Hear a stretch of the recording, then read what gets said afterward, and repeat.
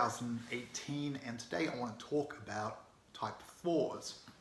So at the moment I'm in China and I'm teaching English in a high school. It's a bit different to most teaching jobs because I see the students very often. One class, for example, of 31 students, I see 11, I have 11 classes with them per week. So often 3 times a day I have a class with these students, and I've been working with them for the last 2 months, and one of these students I want to talk about today. So this student I believe is a 4. Now I'm saying that now for this video, but I haven't actually taken the time to specifically try to determine what this person's type is. I've just gotten that impression from them, thinking about them over the weekend, mostly because they're a person that I realize I need to discipline more, because this person is one of the kids that plays up in the class, and in every class you have a group of a few kids that do that, which is really unfortunate, and a lot of it has to do with the systematic problems. This time it happens to be a 4. I'm not saying it's a 4 thing to play up in classes. Maybe it is, maybe it's not, but my point is, that's not my point for this video. It happens to be, this guy happens to be a 4, and I was thinking about how I discipline this guy, because that situation where the few students take the majority of the time, it's just so unequitable and terrible, and the modern school system, that's a big part of it, and I really want to do my bit to stop that. But anyway, I was thinking about this student because I was thinking maybe the Enneagram could help me. I'm not really sure if it could in this instance, but it did make me think about this person's type, and I believe he's a type 4. And so I want to just really discuss why I think that, to sort of give an insight into the type 4s. And if he's not a type 4, he's a type 3. And he's definitely in that zone. So I'm not saying that it's necessarily that difficult to tell a type 3 from a 4. Like I said, I haven't specifically tried to tell this person's type, but the impression I get, the reason I believe he's a 4 is because, not a 3, is because he seems to always be in that position of, well, so much of what he says, so much of the interactions I have with this kid, and I have so many interactions with this kid because he's always interrupting the class when it's not appropriate to do so, and speaking over top of myself, over top of other students, and so often it's a bitchy comment. And this bitchiness, this 3s do it too, definitely, but there's probably something more in that zone, that between, that area where the 3 borders the 4 and the 4 borders the 3.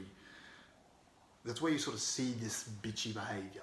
Not that I'm using the word bitchy because it's part of vernacular, it's basic vernacular.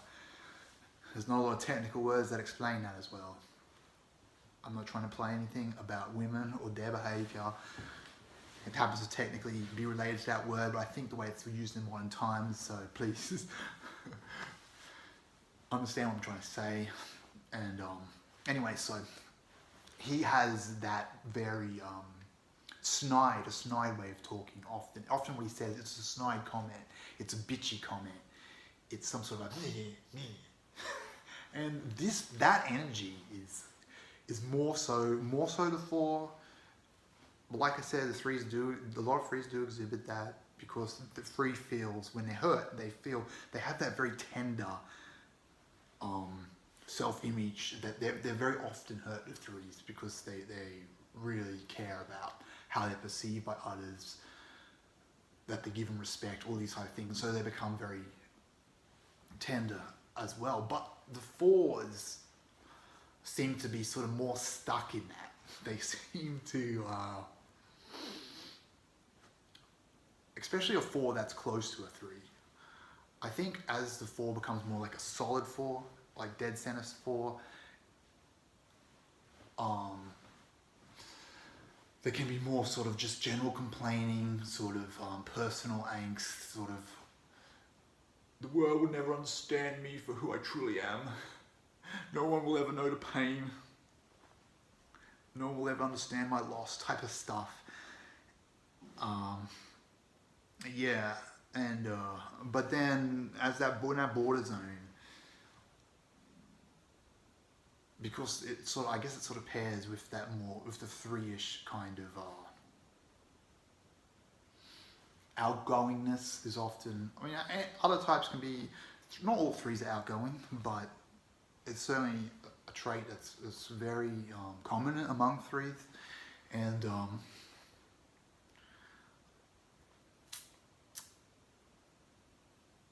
yeah, there's more of a positivity from threes. Like that self-love does come across in the threes, that you can see that beaming off a three. Like a dead center three beams that self-love a lot.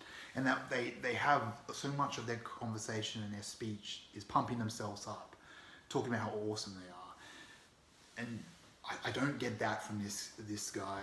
It's more just, you know, he's outgoing in that he's loud. And so I guess he's probably a four that's close to a three in that zone. But majority of the time, majority of what he says and has some sort of a just bitterness and like a lashing out against the person he's saying it to. And a lot of it does in Chinese, but I can tell by his expressions that he's definitely trying to point at me, to have a go at me, and to jab at me. And I guess the phrase teenage angst is a common phrase. I'm sure that, well, I wouldn't be surprised if that, but the word angst is such a great four word, really. And that's so much of what I'm seeing in him and what he's projecting out. And he's always making those sort of comments, the snideness, the bitchiness, and it's always like, it's always this crunched upness when he says something. It's always like, this is what he's pushing out there and directing at me. And at the same time, he's coming up at lunch and he's sitting down with the guys that want to sit with me and hang and have lunch with me in their free time, right? They don't have to do this. He's coming and doing that. And that's the sort of thing a 3 or a 4 will do too. Because they feel like,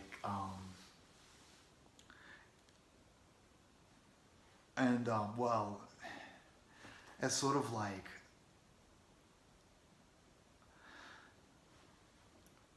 not looking at it from how they feel, but just looking at it from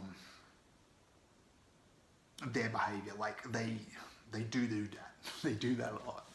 And they often do care about, like, you know, in their mind, they consciously believe in hierarchies very strongly, and they want to get on the side of people that are like seen as possibly in a hierarchy as higher or advantageous to be friends with, and they feel like they can do that sort of stuff. They can come along and say something nice all of a sudden and feel like they're being your buddy and that they've got this relationship and rapport for you, but then moments later, just in their whim, because they're slightly feeling hurt, and they'll just throw this spear at you that if anyone threw it at them, they would be like arch enemies to that person.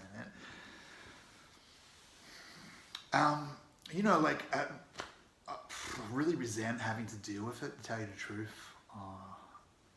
Now, yeah, I'm dealing with this like 16-year-old kid, okay? so, but it really, and a lot of people will put it in that sphere of like, well, you know, teenage angst, but this is just an example. This kind of energy does come from adults just as much, just as commonly. And yeah, so that's not a fun thing to deal with. It's not. But anyway, that's what I feel these guys are for. And I think it's characteristic of four behaviors. For behavior, it does relate to threes as well. So possibly he's a four with a three wing. I don't even necessarily believe in the wing system so much. I sort of believe in like continuous circle and just like this area. But